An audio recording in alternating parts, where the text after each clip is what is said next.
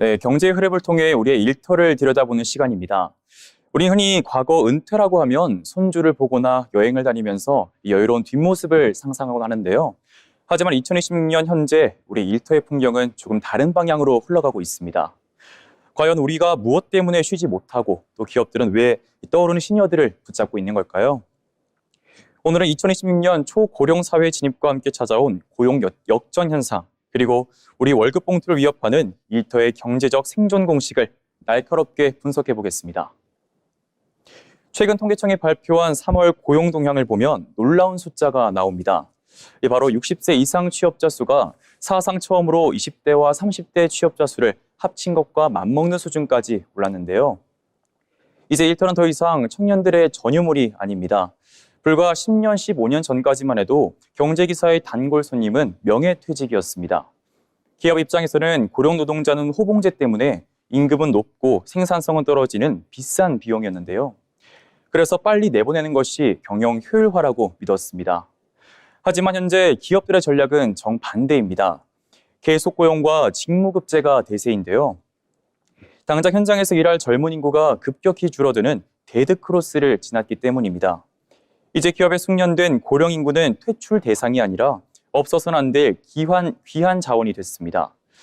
인구 구조의 변화가 기업의 인사 시스템이라는 경제적 근간을 완전히 뒤집은 겁니다. 여기서 우리가 주목해야 할 경제 지표가 있습니다. 바로 노령화 지수인데요. 2026년 현재 우리나라 노령화 지수는 222.7을 기록하고 있습니다. 아이들 100명당 어르신이 222명이라는 뜻인데요. 이 수치가 일터에 주는 메시지는 명확합니다. 일할 사람이 없으니 할 수 있는 사람은 누구나 더 오래 일을 해야 한다. 경제적 강제성이 드러난 건데요.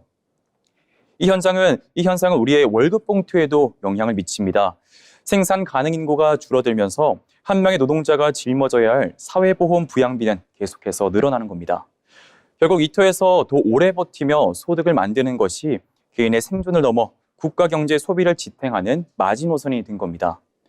이런 변화 속에서 기업들의 움직임도 빨라지고 있습니다.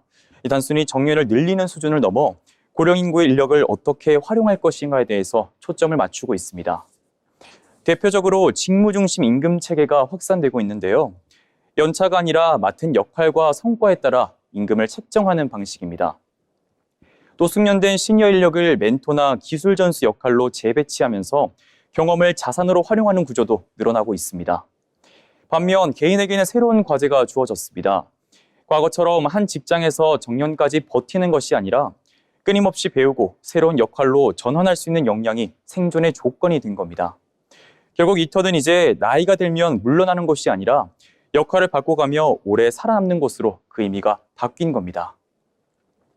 결국 오늘 결론은 이렇습니다. 과거 일터가 성장을 위해 앞만 보고 달리는 육상 트랙의 비유가 됐다면 현재 일터는 인구 절벽이라는 위기 속에서 지속 가능성을 찾는 거대한 실험실이 된 겁니다. 이제 우리는 언제 퇴직할까가 아니라 어떤 숙련도를 갖춰 70대까지 경제활동의 주체로 남을 것인가를 고민해야 하는 시기에 살고 있습니다. 일터의 주인은 이제 나이가 아니라 실력이 결정하는 시대로 가고 있습니다. 지금까지 경제로 보는 일터였습니다.